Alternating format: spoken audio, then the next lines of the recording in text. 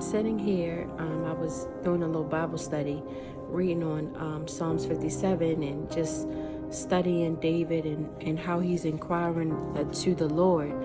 But every time David inquires to the Lord, there's such a humility, there's such a boldness in his prayer also. Like he knows where his help comes from. He knows the word. It's like he knows what he sees, but he believes in what God says and how he rescues his children, right? And that made me think about how we go into prayer with the Lord. Just don't read the word and be timid when you give the word back to God in prayer. You got to be confident that what you're saying is truth. What you're saying is God's word, right? Because that's something that he is very serious about.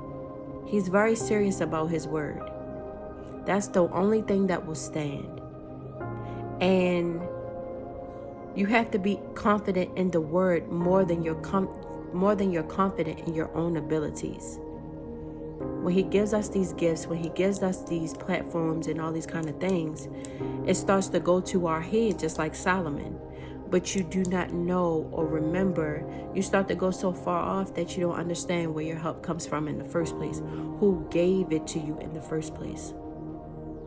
So I want you to look at it from this angle. Prayers, your relationship with God, is that God is faithful.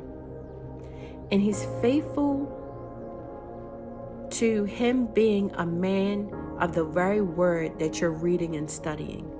You know how people say, oh, he a man of his word. He's a good businessman. What he say he going to do. I don't need no receipt. I know he going to do what he said. That's how God is. Times infinity.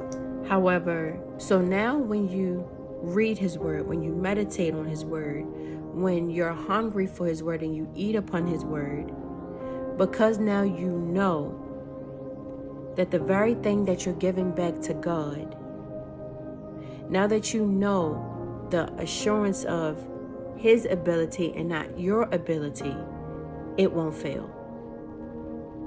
It will not fail. He is not a man that lies nor repents.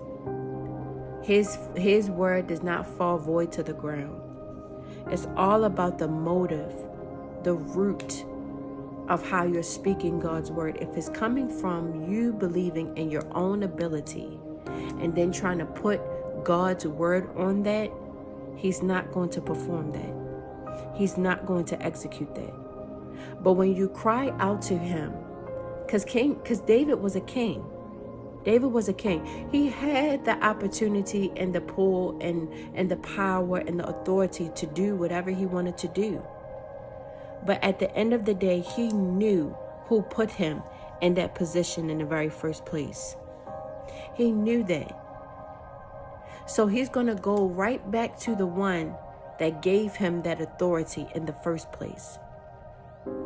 He knew where his help came from. So when you have that assurance to say, yeah, I know my own abilities. I know what you've given me, Father. But it's not about me. It's about the one who gave it to me. When you look at your relationship in his word that way, and you're also operating in spirit and in truth, my goodness, he will always come through for you. Always.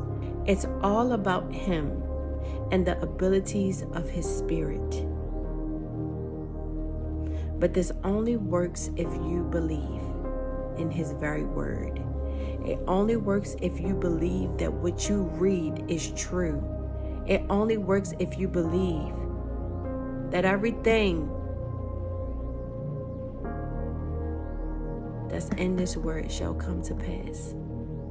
And everything that is opposition of it, its knee will bow and its tongue will confess that Jesus Christ is Lord. Because you believe, right? Try it that way.